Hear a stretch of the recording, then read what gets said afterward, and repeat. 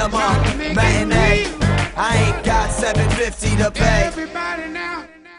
I never would have thought that making a movie about some talking owls would have looked cool, and especially one directed by Zack Snyder, the director of Watchmen and 300. It's like, well, finally, he found a place to use that slow-mo trick effectively without running it into the ground. Owls, most people don't realize, they're actually pretty badass. You do not want to get an owl pissed off at you, first off. And they will whoop your ass if you pollute. That's true. I forgot about that. You don't give a hoot. You will now, mother.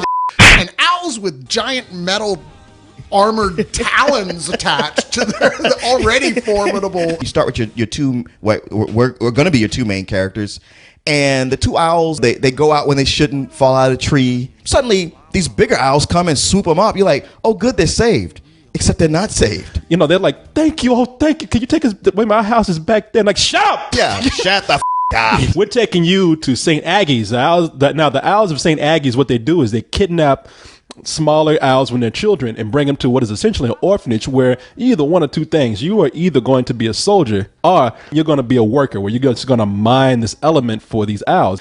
It's like some sort of magnetic rock that they will be able to conquer the owls who are the title of this movie, the Guardians. It's also important to mention that the Guardians are like the Knights of the Round, or King Arthur's Knights of the Round Table. Yeah. That everybody's heard these stories. They're a legend, but nobody knows if it's true. A lot of violence in it. I mean, they don't shy on the violence for this because they want to show you just how ruthless the bad guys are in this movie and just how ruthless the good guys have to be to battle the bad guys. This is classic fantasy. I mean, this goes well beyond Star Wars, even Tolkien. I've seen this all before. I'm not a big fan of that kind of fantasy, but I guess because you throw an owl in there, it kind of takes on a new life for me. Well, it's visuals alone are so gorgeous. You're like, I mean, who cares how silly the story is and how most of the characters don't really have, the evil guys don't really have a lot of motivation. It's not like they're filling up their bank account or something, by being evil. Most of the time you see these things, they are a ripoff of Star Wars or Lord of the Rings. And this felt more like it came from the same source as those other movies. One of the biggest compliments of this movie is that these owls they look real. I mean, this is the company that did the animation for Happy Feet. Right. And man, they've come a long way since some penguins. Charmed to meet you, dinner. I mean, Mrs. P. These two are on their way to the Sea of Hulamir to find the guardians of the Great Tree. Really? An adventure afoot. Danger, intrigue, the stuff of song. Oh, no, not the loot. But such things have no effect on me. For I am a poet, as much as a warrior.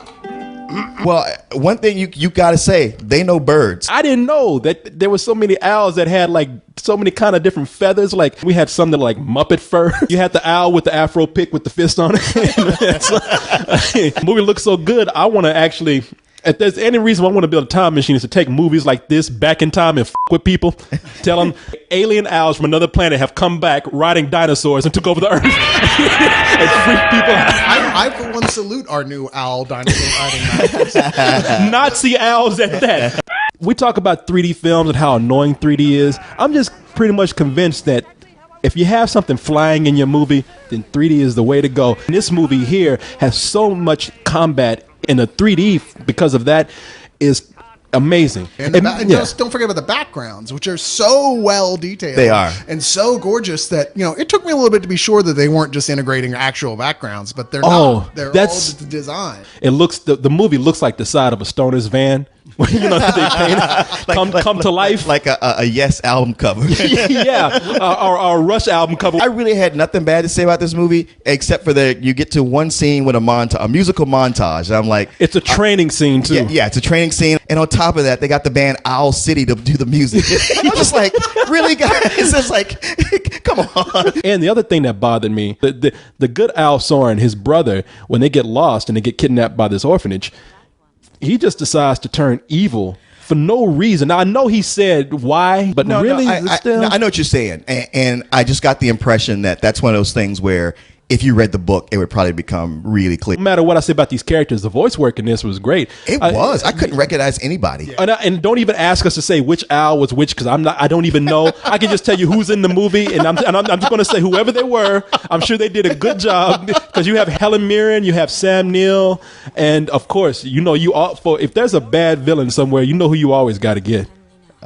Hugo Weaving. Hugo Weaving. Yeah. Despite the little things that bother me, I still give it full price. I keep thinking about how many times I've already seen this story. That being said, it's so gorgeous. I'm going to give it a high matinee, but I can totally understand someone wanting to give it much more than that. But put an owl in there.